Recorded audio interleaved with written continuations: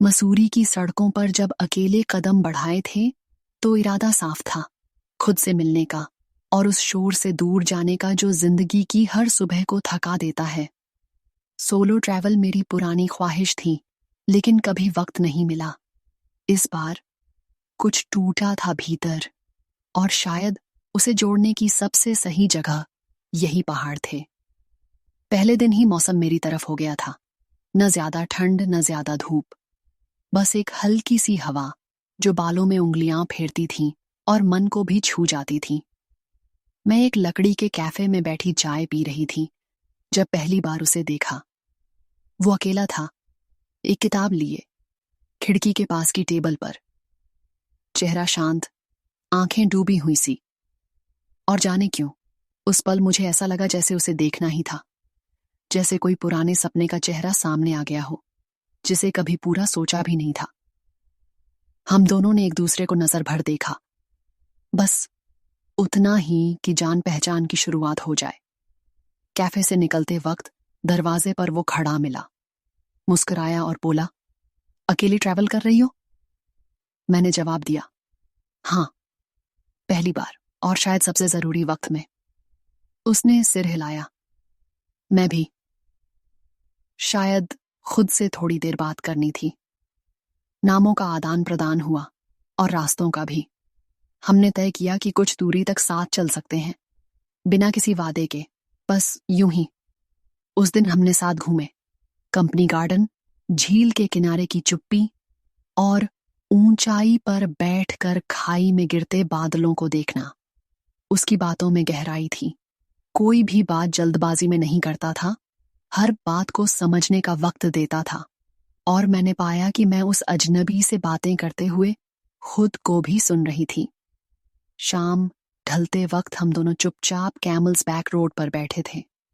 सामने ढलता सूरज था और आसपास का सन्नाटा बस हमारे बीच की खामोशी को और खास बना रहा था। उसने धीमे से पूछा, तुम किससे भाग रही हो? मैंने थोड़ी देर सोचा, फिर जवाब दिया, शायद खुद के उस हिस्से से जो सब कुछ सहकर भी चुप रहता है। उसने कुछ नहीं कहा, बस मेरी तरफ देखा, लेकिन उस नजर में जितनी समझदारी थी उतनी किसी शब्द में नहीं हो सकती। रात को लौटते वक्त हल्की बारिश शुरू हो गई। उसने अपनी जैकेट मेरी ओर बढ़ाई, रख लो, भीगोगी नहीं। मैंने इनकार नहीं किया, शायद इसलिए कि उस जैकेट में एक अजीब सी सुकून की खुशबू थी। मेरे ठहरने की जगह पास ही है, उसने कहा। अगर चाहो तो थोड़ी देर छत के नीचे रुक सकते हैं, बारिश थम जाए तो निकल जाना। मैंने फिर इनकार नहीं किया। वो जगह एक छोटा सा होमस्टे था, लकड़ी का, बहुत पुराना, लेकिन बेहद सलीके से रखा गया। एक कोना था जहां छोटी सी अलमारी, फायरप्लेस और कुछ किताबें थीं। दीवारों पर तस्वीरें थीं, पहाड़ों की, पुराने सफर की। और उस कमरे में कदम रखते ही मुझे ऐसा लगा जैसे मैं किसी कहानी के बीच में आ गई हूं। हमने वहां चाय बनाई, साथ में कुछ बिस्किट खाए और बस बैठे रहे, बारिश की आवाज सुनते हुए। तुम्हें क्या सबसे ज्यादा सुकून देता है? उसने पूछा। मैंने कहा, किसी की बातों में खो जाना और महसूस करना कि मैं सुनी जा रही हूं। उसने मेरी ओर देखा, उतनी ही शांति से जैसे कुछ कहने की जरूरत नहीं, सिर्फ वो देखना ही बहुत था। फिर उसने धीरे से पूछा, क्या मैं तुम्हारा हाथ पकड़ सकता हूं? मैंने हाँ कहा, वो हाँ जिसमें किसी डर की जगह नहीं थी। उसके हाथ में एक गर्मी थी, न सिर्फ बदन की बल्कि दिल की, और उस एक छोटे से स्पर्श ने मेरे भीतर की दीवारों को तोड़ दिया। बातों से रात आगे बढ़ी और हम दोनों वक्त की परतों में खोते चले गए। फायरप्लेस की धीमी रोशनी अब कमरे को हल्के सुनहरे रंग में रंग रही थी। उसने धीरे से कहा, अगर आज रात यहीं रुक जाओ तो मुझे अच्छा लगेगा, बिना किसी उम्मीद के, बस साथ होने के लिए। मैंने उसकी आंखों में देखा, वहां कोई मांग नहीं थी, बस एक निमंत्रण था, भरोसे का, सुकून का।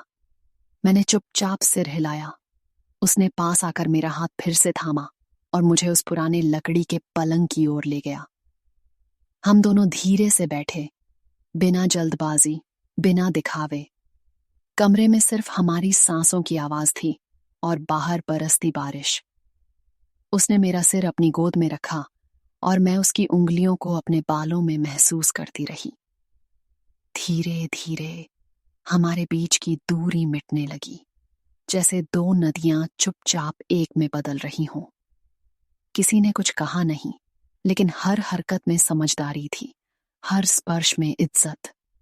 उसने जब मेरा चेहरा अपने हाथों में लिया और माथे पर एक लंबा, स्थिर चुंबन दिया, तो लगा जैसे सारी टूटन, थकान और तन्हाई उसी स्पर्श में बह गई। हम एक दूसरे की बाहों में समा गए, गर्म सांसों, धीमे लम्हों और नजदीकी के उस स्पेस में जहां शब्द नहीं चलते, सिर्फ एहसास बोलते हैं। रात भर हम यूं ही साथ रहे, कुछ पल चुप, कुछ में धीमी बातों की गहराई, एक दूसरे के करीब, मगर पूरी इजाजत और समझदारी के साथ। उस रात हम सिर्फ बदन नहीं, एक दूसरे की थकानें बांट रहे थे। डर, अकेलापन और वो खालीपन जो शहरों की भीड़ में भी साथ रहता है। सुबह जब आंख खुली तो मैं उसकी बाहों में थी और खिड़की से धूप अंदर झांक रही थी। मैंने उसे देखा, नींद में शांत, बिल्कुल वैसे ही जैसे पहली बार उसे कैफे में देखा था। मैं मुस्कुराई। वो पलकों में हलचल लेकर जागा और मेरी मुस्कान को देख ठहर गया। फिर उसी सादगी से बोला, अगली बार कहाँ चलें? और मैं जान गई, ये सोलो ट्रैवल अब शायद सोलो नहीं रहेगा।